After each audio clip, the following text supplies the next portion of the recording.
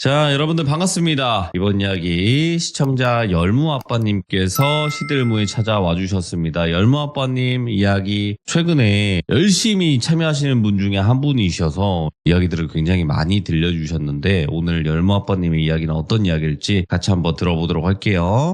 여보세요. 열무아빠님, 별비님. 아이고 반갑습니다. 반갑습니다. 열무아빠님을 뵌다는 거는 이제 어찌 보면 일주일이 지났다는 뜻이에요. 그쵸. 예, 벌써 시간이 이렇게 됐어요. 그러니까 이게 한 주 한 시간이 주가 굉장히 빨리 좀 지나가네요. 순삭이 되는 것 같은 그런 느낌인데 오늘 열무아빠님께서 들려주실 이야기의 주제가 어떤 주제가 될까요? 오늘 이야기는 현실 공포에 가깝고요. 오호? 예. 오늘 이야기의 키워드를 말하자면 룸메이트. 최근에부터 룸메이트에 관련된 이야기들도 많이 나오는데 도대체 어떤 이야기일지 같이 한번 들어보도록 하겠습니다. 렛츠가! 길이십니다. 열무아빠예요!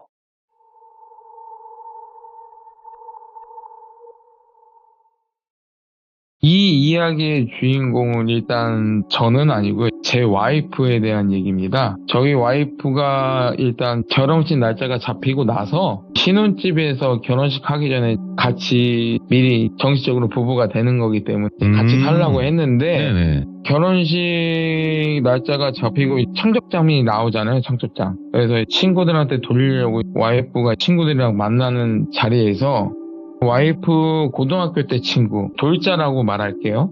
돌자가 와이프한테 부탁을 하는 거예요. 어차피 와이프도 혼자 살던 집을 정리하고 신혼집에 들어오는 거라 그 만기일이 약 한 3개월이 남아 있었어요.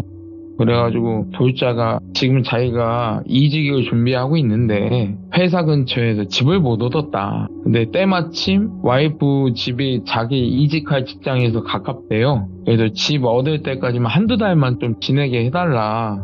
그래서 와이프는 거기서 생각을 하는 거죠. 어차피 저랑 신혼집에서 같이 살기로 했고 어차피 그 집은 잘 안 들어갈 거고 해서 돌자 부탁을 들어주기로 했어요.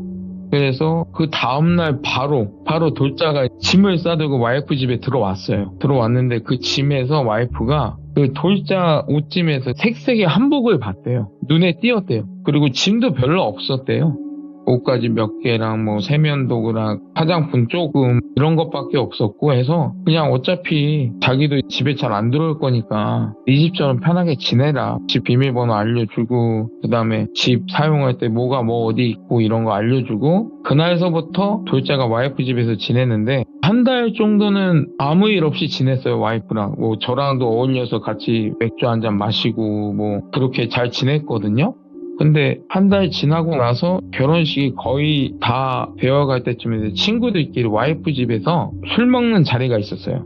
와이프 친구들이랑 돌자랑 와이프랑 와이프 집에서 술을 먹고 있는데 술을 먹고 있다가 갑자기 돌자가 목소리하고 하는 행동이 딴 사람처럼 바뀌더래요. 갑자기 순식간에. 그래서 그냥 친구들하고 와이프는 얘가 좀 주사가 있구나. 술 참은 약간의 주사가 있구나. 그래서 어차피 친구들끼리인데 상관없잖아요. 그냥 넘어갔어요. 그러고 난 다음에 이제 술을 많이 먹었으니까 친구들도 그 와이프 집에서 다 같이 자기로 했어요. 거실에서. 근데 거실에서 자는데 갑자기 돌자가 방에서 그 색색의 한복 말씀드렸잖아요. 예? 그 색색의 한복을 갈아입고 자고 있는 친구들 머리맡에 서서 웃으면서 껑충껑충 뛰고 있더라는 거예요. 와이프가 그거를 봤대요. 보고 나서 친구들을 막 깨웠어요. 일어나 보라고. 그러더니 일어났는데 계속 돌자는 껑충껑충 뛰고 있고 그러다가 일어난 친구들을 한 명씩 손가락으로 한 명씩 가리키면서 그러니까 알아들을 수 없는 말 같은 거 있잖아요. 예. 그러면서 웃으면서 계속 껑충껑충 뛰고 있더라는 거예요. 그거를 보자니 약간 무섭잖아요. 새벽이기도 하고 이게 주사로 치우치기에는 약간 이상하고 그래서 친구들하고 와이프하고 도망쳤어요. 집에서. 도망쳐서 근처 모텔로 가서 잠을 잤고 그 다음날 아침에 집에 들어갔어요. 집에 들어갔는데 아무 일 없었다는 듯이 정말 조용했고요. 돌자는 방에서 아무 일 없었다는 듯이 자고 있었어요. 그래서 친구들하고 와이프하고 깨웠죠. 야 돌자 너 뭐냐고. 너 무슨 병 있냐고. 네가 술 먹고 이랬다 너 기억 안 나냐고 그랬더니 아니 무슨 소리냐, 나 너희들이랑 술 먹고 있다가 나 내 방 들어와서 잤다. 중간 블랙아웃이 된 거죠. 그래서 자기가 뭐 술 먹고 실수했냐고 막 그러면서 내가 실수했다면 미안하다고 거듭 사과하는데 더 이상 네. 돌자를 몰아붙일 순 없잖아요. 그래서 그냥 넘어갔어요. 그러고 나서부터 와이프는 그 집에 더 이상 들어가지 않았어요. 와이프도 무서우니까. 근데 어느 날 친구한테 전화 한 통이 왔어요. 와이프한테. 그래서 와이프한테 야, 너 그거 아냐고. 돌자랑 어제 집에서 술을 먹었는데 이번에는 술을 먹다가 방에 들어가서 또 그 색색의 한복 있잖아요. 그것을 갈아입고 나오더니 네 발로 기면서 이빨을 가이드래요. 이빨을 가두면서 괴성을 지르고 난리가 아니었대요. 그러고 난 다음에 또다시 그 친구들은 도망쳤고, 그리고 도망칠 때 핸드폰하고 이런 건 몇 사람이 거기다 놓고 왔나 봐요, 집에. 그래서 그 다음날 아침에 다시 그 집에 들어갔는데 똑같이 집안은 조용했고 돌자는 방 안에서 아무 일 없었다는지 자고 있었고, 그래서 또 친구들이 돌자한테 물어봤겠죠. 너 이런 거 기억나냐 했더니 이번에는 다른 소리를 하더래요. 원래 우리 어머니가 무당이신데 자기도 약간 그런 길을 타고 나서 한 번씩 블랙아웃이 온다. 근데 블랙아웃 때 일어났던 일이 나는 기억도 안 나고 사람들한테 물어보기를 기괴한 일을 한다더라. 그 소리만 들었다. 혹여나 나 때문에 놀랬다면 진짜 미안하다. 이런 소리를 하는 거예요. 저희한테는 그냥 미안하다고만 했잖아요. 와이프한테는. 근데 이 친구들한테는 이런 얘기를 하는 거예요.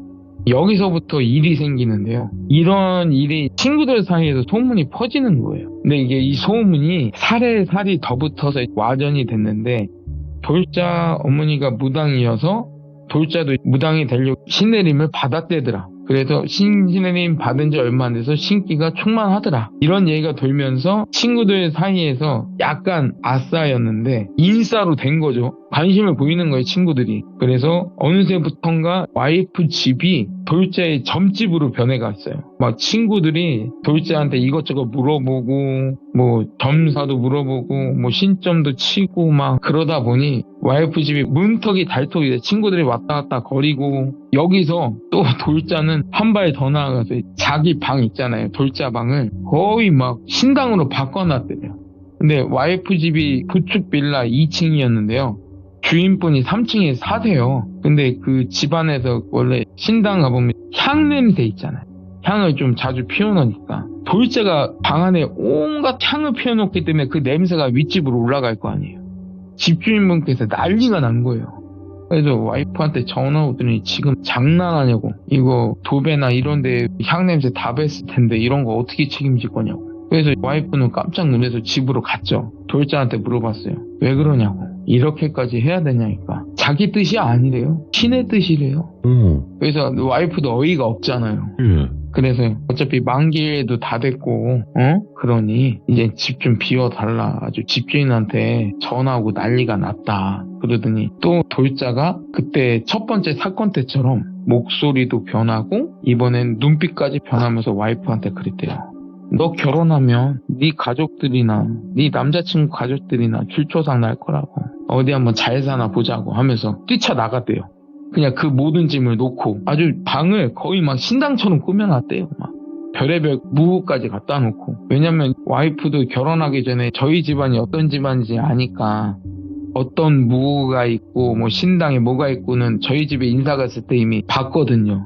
완전 신당처럼 꾸며놨대요. 그냥 하나의 그냥 점집인 거야. 그러고 나서 일이 여기서 끝나는 줄 알았는데 집에서 뛰쳐나간 돌자는 친구들한테서 인싸로 등극을 했잖아요.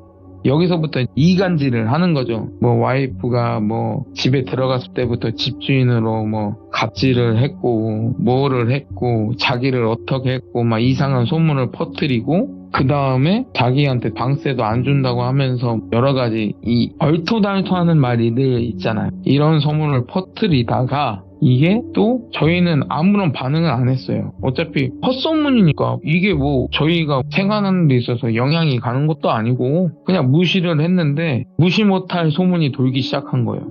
저에 대한 소문이 돌기 시작했어요. 널비님, 제 옆에 여자 악기가 붙었는데 저희 와이프가 그 악기에 홀려서 저랑 어쩔 수 없이 결혼하는 거다 라는 소문이 돌기 시작했는데요. 정말 어이가 없잖아요. 근데 무당으로 소문난 돌자의 말이니만큼 친구들한테 약간의 조금씩 영향력이 있었던 거예요. 그러다 보니 설마 이 일 때문에 하다가 어느 순간 저희 결혼식을 하면은 하객으로 올 친구들이 있었잖아요. 그 친구들도 그때부터 와이프를 피하기 시작하는 거예요.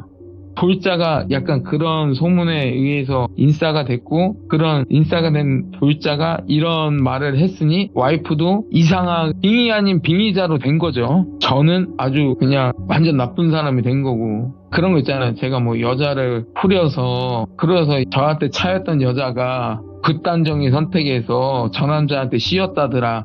진짜 이런 소문이 퍼졌어요. 진짜 정말 어이없잖아요. 그러다 보니 저도 이상한 사람이 되고 저희 와이프도 약간 빙의 아닌 빙의자가 되고 하다 보니까 친구들이 피하기 시작하면서 결혼식을 불참하겠다는 친구들이 한두 명씩 속출하기 시작했어요. 와, 근데 이게 여기서만 끝났으면은 그래 뭐 이걸로 인해서 뭐 결혼식에 못 오는 사람들도 있겠거니 했는데, 이 소식이 저희 장인어른 장모님 귀에 들어갔어요. 근데 또 저희 집안이 무속인 집안인 거 아시고 하다 보니 이런 소문까지 도는 걸 딱 들으셨을 때 설마 하시는 거예요. 저희 집안이 무속인 집안이고 자기 딸이 빙의자다. 제가 꾸며서 어쩔 수 없이 와이프가 결혼하는 거다 라고 생각하게 되시는 거죠. 어느 날 그래서 갑자기 장인어른이 부르시더라고요. 심각하게 얘기를 하시는 거예요. 너네 이런 소문 도는데 뭐냐? 자네 정말 이런 사람이었냐? 정말 어이가 없더라고요. 아니 이런 그냥 헛소문에 의해서 정말 이게 결혼식이 엎어지기 직전이었어요. 진짜 장모님하고 장인어른이 정말 심각하시는 거예요. 왜냐면 우리 집안이 무속인 집안이니까 얘가 이랬을 수도 있겠다라고 싶으신 거죠. 완전 믿으시는 건 아니겠지만 이제 약간의 의심이 들기 시작하시는 거죠. 그래서 집에 불려가서 장인어른 장모님을 심각하게 물어보시는데 와이프가 그 전에 있었던 일을 다 말씀을 드렸어요.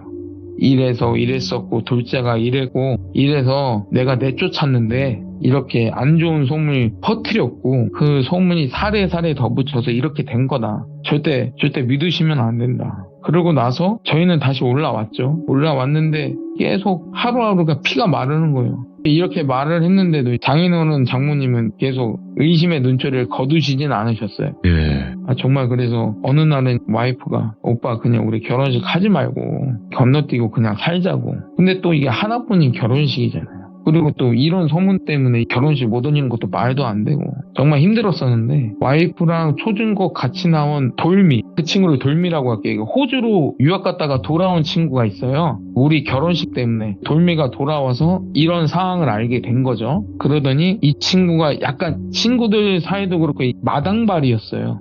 인맥이 좀 있어서 돌자에 대해서 모든 정보를 알아보기 시작하는 거예요. 어차피 와이프는 그럴 사람도 아니고 그러니까 와이프를 믿었던 거죠. 돌자에 대해서 모든 걸 알아봤어요. 진짜 뭐 인맥의 인맥, 친구의 친구한테 물어보고 막 진짜 뭐 동네 사람들한테도 물어보고 막 다 물어봤어요.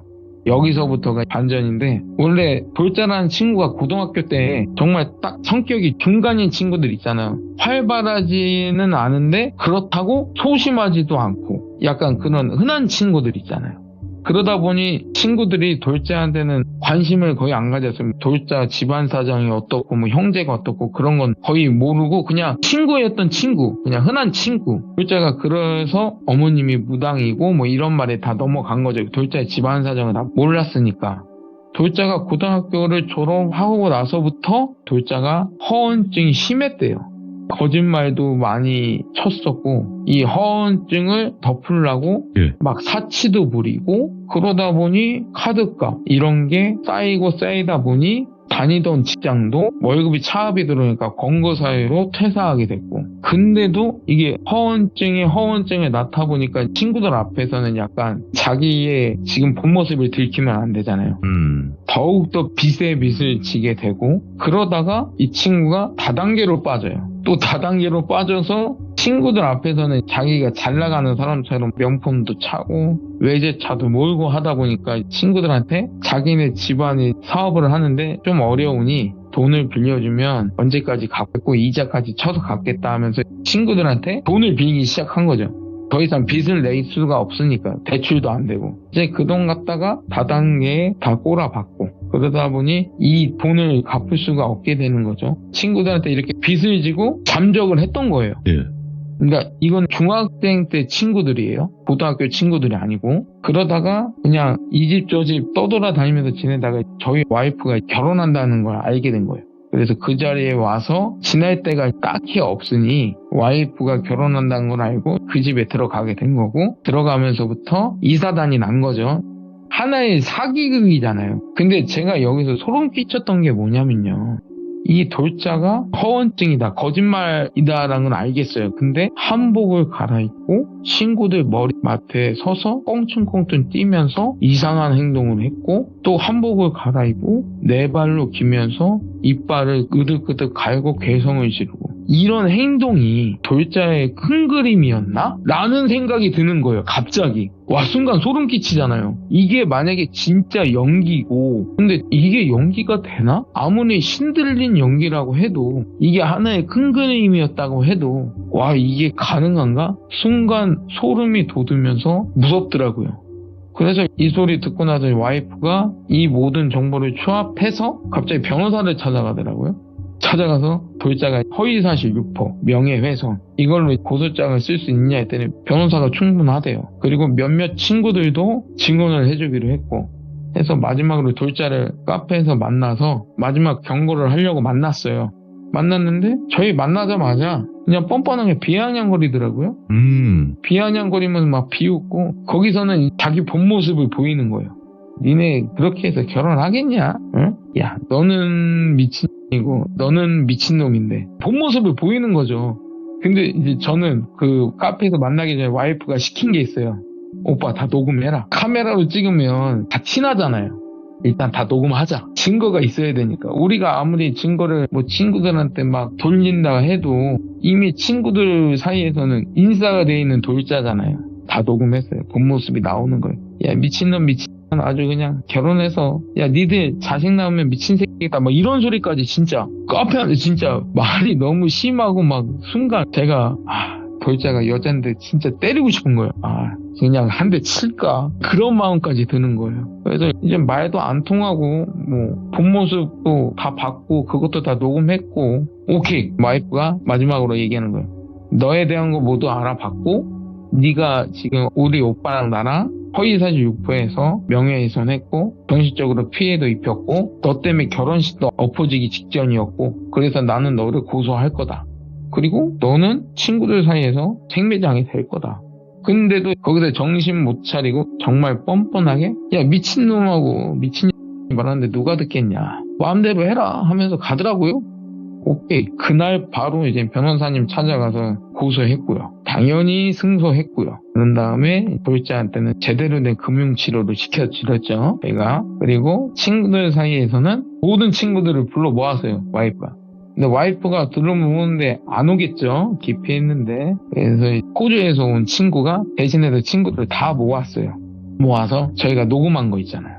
예. 그거를 그 자리에서 틀고, 그거를 들은 친구들은 아차 싶은 거죠. 그 자리에서 와이프한테 저한테 사과하고 못 믿어서 미안했고 그 자리에서 하고, 그리고 난 다음에 저희는 무사히 결혼식을 올리게 돼요. 모든 사건이 해결이 됐으니까. 아이고, 예. 여기서 끝나면 좀 해피엔딩인데요. 예. 저희가 신혼여행 갔다 오고 나서 신혼집에 들어갔잖아요. 예. 신혼집에서 첫날 지내고 그 다음날부터 저희는 빌라 3층에서 살았거든요. 그 다음날 새벽인가? 그러니까 베란다 창문에 누가 돌을 던지더라고요. 그러니까 창문 안 깨질 정도로 작은 자갈돌이라고 해야 되나? 누가 계속 던져요. 그래서 저희는 그러려니 하고 그냥 지나갔어요. 근데 이게 며칠이면은 저희가 그냥 넘어가겠는데 거의 막 일주일, 2주일 되도록 계속 누가 진짜 새벽에. 그래서 야, 이거 어떡하지 했는데 제가 일단은 범인 잡으려고 바깥에서 잠복을 했어요. 근데 또 차 안에서 잠복할 때는 안 나타나는 거예요. 야, 이거 어디서 나 지켜보고 있구나. 어이가 없는 거예요. 근데 제가 그때도 구름과자를 필 때라 그 밑에 저희 집 1층 밑에 화단 옆에서 구름과자를 피는데 저희한테 던졌던 돌이 있잖아요. 돌이 눈에 보이는 거예요. 근데 돌이 범상치가 않아요. 그 던졌던 돌을 제가 주워봤거든요. 돌이 빨갰어요. 난 이게 무슨 물감이나 페인트인 줄 알았거든요. 내가 혹시나 해서 냄새를 맡아봤어요.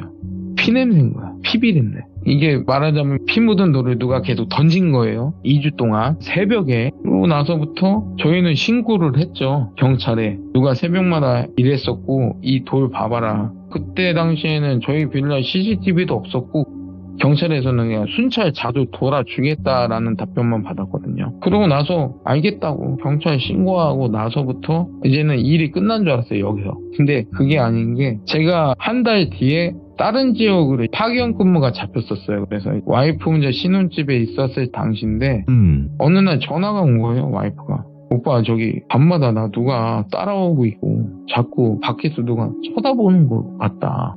그래서 제가 무슨 말이냐. 네. 우리 집이 3층인데 누가 쳐다보냐 했더니 아니라는 거예요. 막 새벽마다 누구의 시선이 느껴지고 어느 날에는 저희 화장실 문이 있잖아요. 화장실 문이 저절로 열리고 막 이러는 현상이 있다는 거예요. 오. 그래서 걱정이 돼갖고 바로 그 다음날 올라갔어요. 올라가서 집에 딱 들어가는 순간 약간 이질적인 기운이 느껴지는 거예요. 이게 뭐지? 또 집안을 한번 둘러봤어요. 아무것도 없어요. 근데 와이프를 딱 보는 순간 네. 아차 싶은 거예요.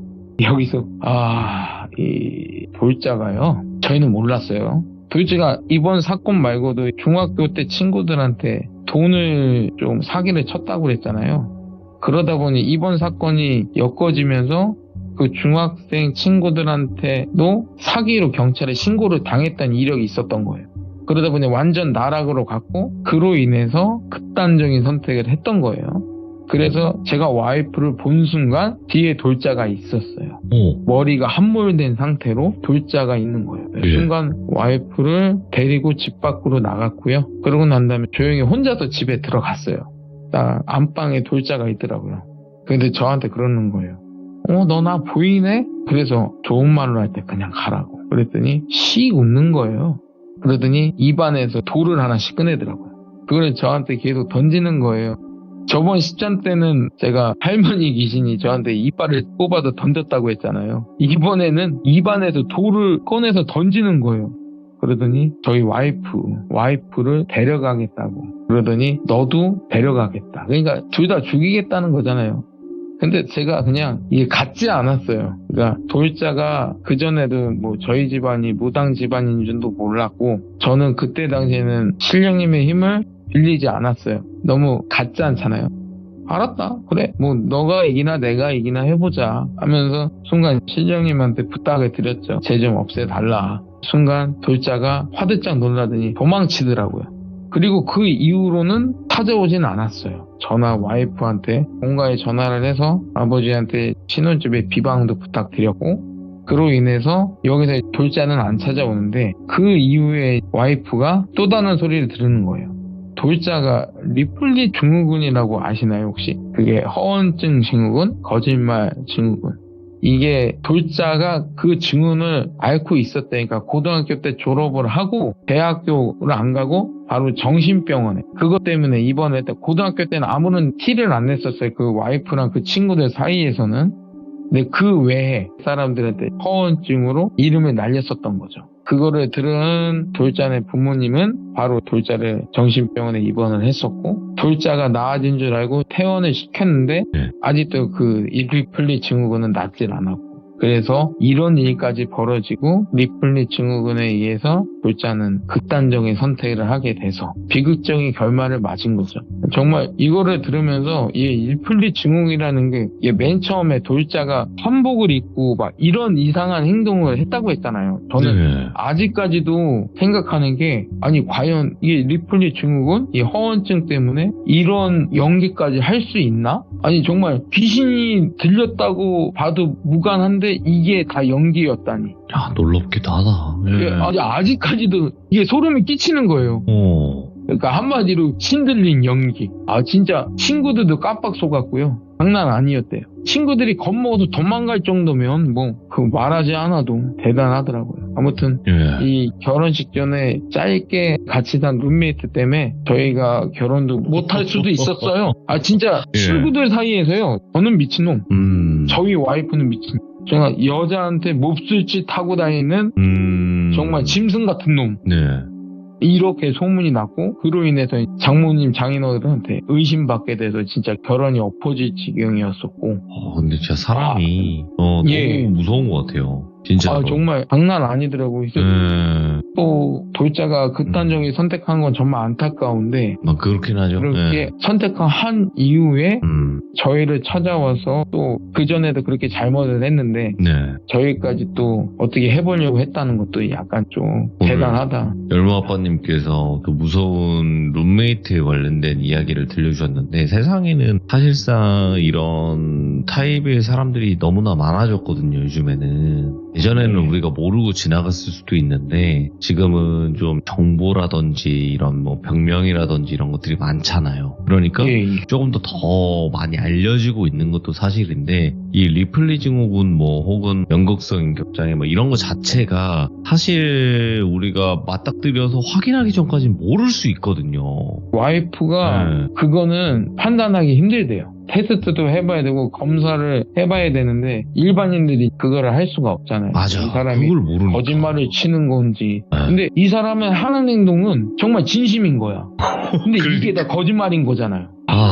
너무나도 섬뜩한 이야기이지 않을까 생각하고 오늘 열무 아빠님께서 이야기 잘 들려주셔서 감사드리고 우리 귀족님들은 이런 사람 만나지 않고 또 좋은 사람들 만나서 행복하시는 그런 바람이 있으신 거죠, 열무 아빠님? 당연하죠. 네, 아무튼 너무너무 감사합니다. 고맙습니다, 열무 아빠님. 네, 감사합니다. 네.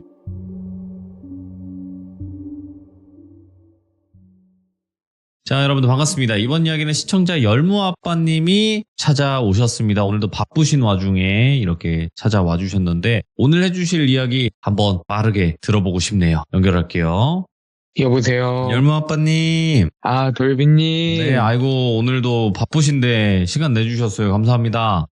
저야말로 감사합니다. 네. 자, 오늘 열무 아빠님께서 준비하신 이야기가 있을 테고 그 이야기 바로 한번 저희가 듣도록 하겠습니다. 렛츠가! 길이십니다. 열무 아빠예요.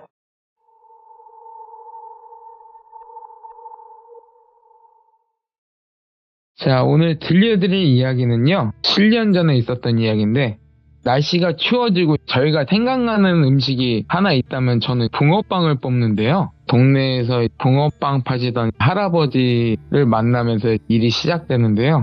어느 날 열무가 어린이집 하원 시간이 다 돼서 제가 어린이집에 데리러 가서 열무를 데리고 집으로 가고 있는데 동네에 붕어빵 파는 곳이 생긴 거예요.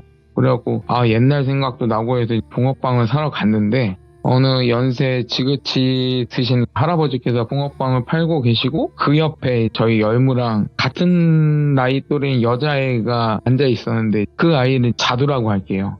자두를 처음 본 모습은 어딘가 어두워 보였고 잠을 제대로 못 자는지 굉장히 피곤해 보였어요. 그냥 계속 옆에서 꾸벅꾸벅 졸고 있더라고요. 그래서 저는 할아버지께 붕어빵을 주문하고 기다리고 있는데 대뜸 저희 열무가 자두한테 다가가서 자기가 갖고 있는 인형을 주면서 서로 웃으면서 놀고 있더라고요. 근데 그 모습을 할아버지께서 정말 신기하게 쳐다보시는 거예요. 그러고는 저희 열무를 빤히 쳐다보시는데 그때 당시에 저희 신령님께서 자두하고 열무하고 노는 모습을 보시면서 두 어린아이의 머리를 막 쓰다듬고 계시는데 제가 봤을 때는 열무를 본 게 아니라 신령님을 보고 있는 것 같았어요. 그래서 제가 조심스럽게 여쭤봤어요. 할아버지 혹시 무속인 분이시냐 그랬더니 손사래를 치시면서 아니래요. 자기는 절대 무당 아니래요. 부랴부랴 붕어빵 싸주시고 주시는데 제가 돈을 내려고 했더니 괜찮다고 그냥 가라고 하시면서 열무한테 또 웃으시면서 붕어빵 하나를 건네시면서 놀아줘서 고맙다고 하고 열무랑 집에 왔어요. 오고 나서 그 다음날 제가 퇴근하면서 그 붕어빵 집을 지나치는데 자두가 한 손에는 초코파이를 들고 꾸벅꾸벅 졸고 있는 거예요. 근데 그 모습이 참 딸 키우는 아빠 입장으로서 굉장히 안쓰럽더라고요. 그래서 붕어빵 파고 계신 할아버지한테 가서 저기 죄송한데 자두가 지금 저녁 동안 못 먹고 여기 있느냐 여쭤봤더니 괜찮다고 끝마치고 집에 가서 밥 먹을 거라고 해서 할아버지 저 이상한 사람 아니고요. 제 핸드폰 번호 알려드릴 테니까 자두 좀 데리고 가서 밥 좀 먹이고 열무랑 놀게 좀 하면 안 되겠냐고. 그러더니 안 된대요. 자기 옆에 꼭 있어야 된대요. 왜 이렇게 정색을 하시며 말씀하시지? 했는데 그래도 그 모습이 정말 안쓰러운 거예요. 근데 제 인기척을 느꼈는지 자두가 딱 저를 보는데 배시시 웃더라고요. 저를 보고. 그래서 그 모습을 할아버지가 보시는데 할아버지도 한순간 딱 마음이 누그러지시더니 그러면 잘 부탁한다고 하시면서 붕어빵을 한가득 싸주시고 저는 자두를 안고 집으로 왔어요. 집으로 와서 와이프한테 자두의 전후 사정을 말하고 와이프는 듣고 나서 열무랑 자두를 같이 씻기고 저녁도 먹이고 그 다음에 열무방에서 자두랑 열무를 같이 재웠어요. 그러고 난 다음에 한 밤 9시쯤인가 할아버지께 전화가 오시더라고요. 그래서 할아버지 마중 나가서 다시 할아버지를 모시고 집으로 왔어요. 저는 당연히 진지주 안 잡수시고 장사하셨겠거니 해서 집에 모시고 와서 저녁 챙겨드리고 차 한잔 하면서 제가 여쭤봤어요. 진짜 무속인 분 아니시냐? 정말 아니시냐? 그때 당시에 열무나 아이들을 본 게 아니라 저희 신령님을 본 게 아니냐 했더니 갑자기 표정이 어두워지시는 거예요. 그러더니 말씀을 하시기를 40년 전에 이 할아버지께서 탈북을 하셨대요. 그러니까 탈북민이신 거죠. 40년 전에 탈북을 하시면서 그때 당시 사모님이랑 7살 난 아들이 안타깝게 돌아가셨고 그 탈북하는 과정에서 그 다음에 탈북하셔서 라오스를 통해 우리나라로 들어오셨대요. 그러고 나서 다시 여기 한국에 오셔갖고 일을 하시다가 공장에서 같이 일하시던 한국 여성분하고 결혼을 하시고 그 여성분이 딸을 임신하셨는데 이 딸이 나오는 과정에서 출혈이 생기셔갖고 또 사모님께서 또 안타깝게 돌아가시고 완전 악재의 악재가 근데 이때 당시에 말씀하시면서 자기가 원래는 이북에서 무당 일을 하셨대요. 그리고 자기도 집안 대대로 무속인을 했고 그러다가 제대로 탈북을 하시면서 신을 못 모시고 신의 뜻을 저버렸기 때문에 계속 벌전을 맞는 거다. 그러다가 갑자기 한국에서 따님이 태어나셨잖아요. 이 따님도 지체장애가 있었는데 갑자기 지체장애 있으신 분들이 막 집에 안 계시잖아요. 돌아다니시고 하다가 어느 날 자들을 임신하고 들어오신 거예요. 거기서 또 막 충격 먹으시고 하지만 어찌 됐든 간에 손녀가 태어난다고 하니 또 이악 물고 일을 하셨는데 또 자두가 태어나고 보니 자두가 그 할아버지처럼 영의 기운이 정말 할아버지랑 똑같대요. 그러니까 무속인이 될 수밖에 없는 그 기운을 타고난 거죠. 한탄하셨대요. 그때 당시에 할아버지는 안 좋은 선택까지 하시려고 하셨대요. 그러니까 할아버지랑 자두 엄마랑 갓 태어난 자두랑. 근데 그 갓 태어난 자두 모습을 보니 또 이러면 안 될 것 같아서 난 자두 어머니도 돌봐야 되고 자두도 키워야 되고 그때서부터 할아버지는 한국에 오셔서 별다른 기술도 없으셔서 막노동을 하시면서 붕어빵 장사도 하시고 열심히 살으셨대요. 근데 그때 당시에 지하 단칸방에서 세 식구가 살았는데 어느 날 집주인분이 우연치 않게 자두를 안고 있는 할아버지를 마주치면서 갑자기 집주인이 그러더래요. 막 감탄사를 하시면서 누구냐고. 손녀라고 그랬더니 그 집주인분이 할아버지는 무속인인지 몰랐대요. 처음에는 몰랐는데 갑자기 자두를 보고 나서는 얘 신딸로 달라고. 네. 할아버지나 애 엄마나 지금 먹고 살기도 바쁜데 애 키우겠냐고. 내가 키우겠다고. 달라고. 근데 할아버지는 이 자두가 할아버지처럼 무속인의 삶을 사는 걸 원치 않았고 바라지도 않았고 그냥 평범하게 살기 원했는데 대뜸 이 집주인이 자두를 달라고 하면서 강요 아닌 강요를 했대요. 그리고 어느 날에는 자기가 붕어빵 팔러 나가셨는데 집에는 이제 자두 어머니랑 자두랑 단둘이 있었는데 집주인분이 막무가내로 집으로 쳐들어오신 거죠. 자두를 데리고 가신 거예요. 유괴 아닌 유괴죠. 그러더니 막 자두 어머니는 깜짝 놀라서 헐레벌떡 붕어빵 장사는 할아버지한테 막 달려오시는 거예요. 맨발로. 할아버지는 다 내팽개치고 집주인이 그때 거의 단칸방 건물에 3층에서 살고 있다고 하시더라고요. 그래서 3층 올라가서 난동을 피시고 그날 바로 옷까지만 들고 고시텔이라고 고시원이긴 고시원인데 안에 화장실 있고 약간의 공간이 있으면서 그런 데가 있거든요. 거기에 들어가시게 된 거예요. 집에서 나오시고 그러다가 어느 날부턴가 이 자두 어머니가 악몽을 꾸시고 어느 날부턴가 가위를 눌리고 어느 날부턴가 정신이 몽롱한 상태로 실성하는 사람처럼 그냥 먼 허공만 바라보고 있고, 그리고 4살 될 때 자두가 갑자기 방언하듯이, 이게 말은 배웠는데 이거 지역 방언처럼 이게 사람들이 못 알아듣는 언어 있잖아요. 그거를 하기 시작했대요. 한글은 제대로 못 깨쳤는데 말은 제대로 못 배우는데, 그러다 보니 이제 할아버지가 이게 범상치가 않은 거야. 그러다 보니 붕어빵 팔러도 제대로 못 나가시고 하루하루 생활고에 시달리신 거죠. 어느 날 밤에 고시텔에서 세 가족이 자고 있는데 새벽에 갑자기 기괴한 소리가 들리기 시작하셨대요, 할아버지가. 자다가 일어나 보니 자두 머리맡에 등에 혹이 이따만하게 크게 난 어떤 그 거린처럼 머리는 산발돼 있고 이상한 남자가 서 있었대요. 그러면서 기괴한 소리를 내면서 혀가 길었대요. 그 영가가 그 혀로 자두를 핥았대요. 계속 기괴한 소리를 내면서. 그래도 한때는 이 할아버지도 무속인이셨잖아요. 최대한 그 영가를 내쫓았대요. 내쫓았고 그 다음날부턴가 갑자기 자두가 아프기 시작했고 잠을 안 자기 시작했대요. 자두도 본인이 안 거예요. 자면 무서운 사람이 찾아오니까 잠을 안 자려고 막 스스로 얼굴도 때리고, 4살짜리 애가 잠 안 자려고 막 자기 허벅지도 꼬지고, 그러다 보니 먹고는 살아야겠고, 그래서 자두를 데리고 이제 붕어빵 장사하는데 데리고 다니면서 하시다가 저희를 만난 거죠. 근데 환하게 우는 모습을 보신 거죠. 자두가 처음으로. 그러다 보니 정말 마음이 아프셨대요. 그래서 그 소리를 듣고 있는데 옛날에 제 모습이랑 비슷한 거예요. 저도 어렸을 때도 영의 기운이 좀 있어서 빙의도 됐을 때도 있었고, 어렸을 때부터 빙의 돼서 막 산속에서 깨어났을 때도 있고 논두렁에서 깨어났을 때도 있고, 그래서 저희 할아버지가 막 중학교 때까지 저 데리고 다니셨고, 이런 어렸을 때 기억이랑 자두의 지금 현재 모습이랑 저랑 뭔가 같더라고요. 마음이 아픈 거예요. 그래서 할아버지 그러면 눌림굿이라도 하면 어떻겠냐 그랬더니 한국에서도 알아보셨대요. 근데 눌림굿이라는 게 비용이 들어요.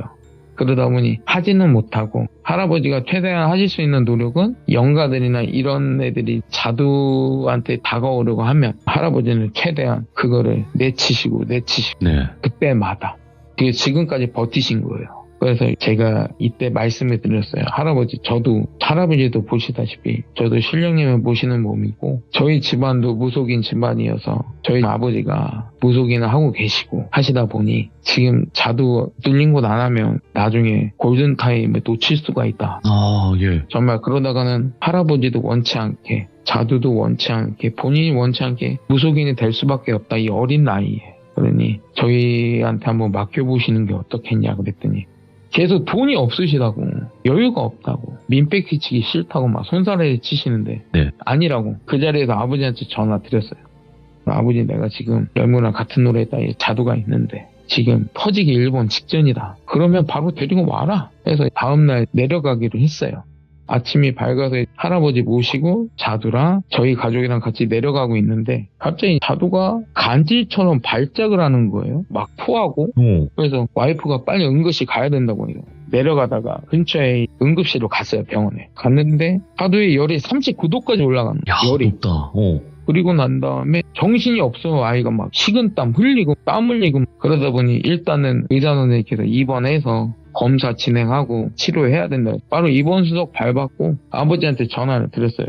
아버지, 뭔가 터진 것 같다. 이거 지금 뭔가 터진 것 같아요. 지금 자두가 열이 39도고 정신이 없고 아버지한테 가는 길인데 뭔가 방해하는 것 같다. 근데 나는 못 느끼겠으니 아버지 지금 여기로 와달라고 했어요. 제가 한 2시간 뒤에 아버지가 오시더라고요.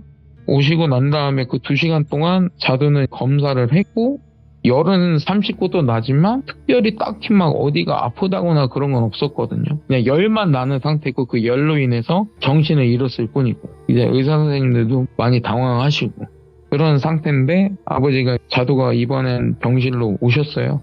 딱 들어서시자마자 아버지가 누워있는 자두한테 막 욕을 하시는 거예요. 야, 이 개 같은가 막 이러면서. 애들 있는데 그 소리 듣고 간호사님들 오셨을 거 아니에요. 아버지를 제지하는 거예요. 왜 그러시냐고, 병원에서. 그랬더니 할아버지가 보호자시잖아요.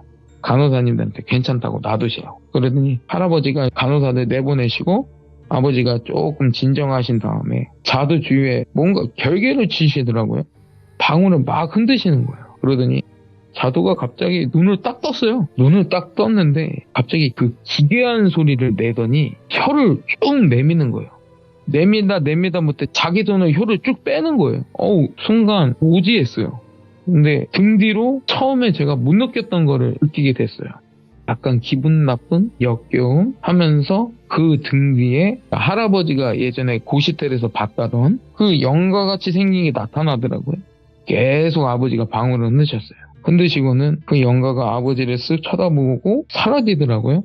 그 순간 딱 자두가 털썩 쓰러지더니 한 몇 분 뒤에 눈을 뜨더라고요. 그래서 제가 간호사 부르라고 간호사 불렀더니 열 재보고 하니 열도 떨어졌고, 근데 할아버지가 여기서 급하게 퇴원을 시켜야 된다고 하시더라고요. 자두 상태를 보고. 오케이. 근데 또 병원에서는 그게 아니잖아요. 어린애가 39도까지 열이 났었는데 앞으로 무슨 일이 일어날 줄 알고 계속 경과를 지켜봐야 되는데 할아버지는 강행을 시키신 거예요. 퇴원해야 된다. 그랬더니 뭐 병원에서 무슨 각서를 쓰고 지금 나가서 일이 생겨도 뭐 병원에 책임은 없다 뭐 이런 각서 있잖아요. 그거를 쓰고는 자두를 퇴원시키고 본가로 갔어요. 네. 도착을 해보니 이미 굿상이 차려져 있고 옆에서 도와주신 분들도 대기하고 계셨고, 그래서 아버지는 급하게 무복으로 갈아입으시고 굿을 시작하는데 본가 대문 밖에서 제가 그 병원에서 들었던 기괴한 소리가 들리기 시작하는 거예요. 근데 옆에서 그 굿을 같이 도와주시는 무당분이 뭔가에 접신했는지 갑자기 혀를 내미세요. 자기 혀를 쭉 뽑는 거예요. 계속 말리려고 해도 말려지지가 않는 거예요. 뭐지? 왜 그럴까 했는데 갑자기 지켜보시던 할아버지도 뭐가 접신하셨는지 갑자기 그 굿판 안으로 들어오시더니 덩실덩실 춤을 추기 시작하시는 거예요. 뭐에 홀리셨나? 뭐지? 빙이 걸리셨나 했더니 그건 아닌 것 같고, 예. 그래서 굿판을 진행하시는 아버지는 뒤로 빠지시고 모두 사람들한테 물러나 있어라 하시면서 할아버지가 점점 더 거기서 굿판에서 장구 치는 소리에 맞춰서 점점 더 격하게 춤을 추시더니 딱 그 접신해 있던 무당분을 보시고는 나와라 그러더니 할아버지를 딱 쳐다보고 비릿하게 웃는 거예요. 그러더니 저거 달라고 이제서야 말을 하는 거예요. 근데 목소리는 약간 그 쇠 긁듯이 하는 목소리 있잖아요. 목에 가래가 끼듯이 긁는 목소리 있잖아요. 완전 목소리가 바뀌어 있어요. 저거 달라고. 저거가 뭐냐 했더니 자두예요. 저거 주면은 가겠다고. 그러더니 할아버지가 쓸데없는 소리 하지 말고 나오라고 하시는데 끝까지 버팅기는 거죠. 근데 무슨 이북말로 말씀하시는 거지 처음에는 못 알아들었어요. 저희는 막 욕을 하시는 건가 소리치시면서 다시 춤을 춰요. 할아버지 계속 춤을 추시면서 자두한테 딱 다가가시는데 자두가 갑자기 할아버지를 딱 째려보는 거예요. 뭐지? 이 무당한테서 자두한테로 갔나? 했더니 그게 아니라 원래 자두 안에 있었던 거예요. 이게 단지 그 무당한테 그 기운이 가서 접신했던 것처럼 보였던 거고, 할아버지는 자두를 끌어안고 계속 춤을 추기 시작하시는데 어느 순간 그 자두하고 할아버지 옆으로 제가 병원에서 봤던 영가가 나오는 거예요. 나오더니 다시 한번 자두한테 달려드는데 그때 아버지가 앞을 가로막으시더라고요. 막으시고는 다시 한번 신장 칼로 그 영가를 쳐내시고 계속 쳐내시고 소멸할 때까지. 순간 그 영가는 미라처럼 쪼그라들더니 사라졌어요. 다행히. 사라지고 나서 그 자리에서 굿판이 끝난 게 아니라 자두를 눌린 곳을 진행해야 되는데 아버지가 그러시더라고. 잘못하면 얘가 입을 열 수가 있다. 그 말인 즉슨은 눌린 곳을 타다가 자칫 잘못하면 이게 신내린 굿판으로 바뀔 수 있다는 거죠. 이게 리스크가 있다는 거죠. 이미 많이 열려 있어서 자칫 잘못하면은 얘가 입을 열 수도 있는데 어떡하겠냐 했더니 괜찮다고 할아버지가 해달라고 하시더라고요. 근데 리스크가 있는 거죠. 여기서 뭐 아니면 도인 거예요. 이제 그때서부터 눌린 곳을 시작하는데 순간순간 자두가 뭔가 말을 하려고 하는데 누가 입을 막더라고요. 누가 입을 막았는지 딱 옆을 보는데 어떤 할머니예요. 할머니가 입을 막으시더라고요. 자두가 말하려는데 입을 계속 막어. 뭔가 말하는데 막어. 계속. 그러더니 굿판이 거의 끝나갈 때쯤 할머니는 사라지시고 굿이 무사히 끝났어요. 끝나고 나서 말씀을 드렸어요. 할아버지 보셨냐? 그랬더니 못 봤다 그러시더라고요. 어떤 할머니가 오셨는데 자두가 말하려는데 계속 입을 막으셨다. 할머니가 막으셨다. 그러더니 어떻게 생겼느냐 했더니 뭐 얼굴에는 점이 이렇게 있으시고 제가 본대로 말씀을 드렸더니 그 예전에 같이 탈북하셨을 때 사모님하고 아드님을 잃으셨다고 그랬잖아요. 돌아가신 할머님이랑 인상 차이가 약간 비슷하시다고 하시더라고요.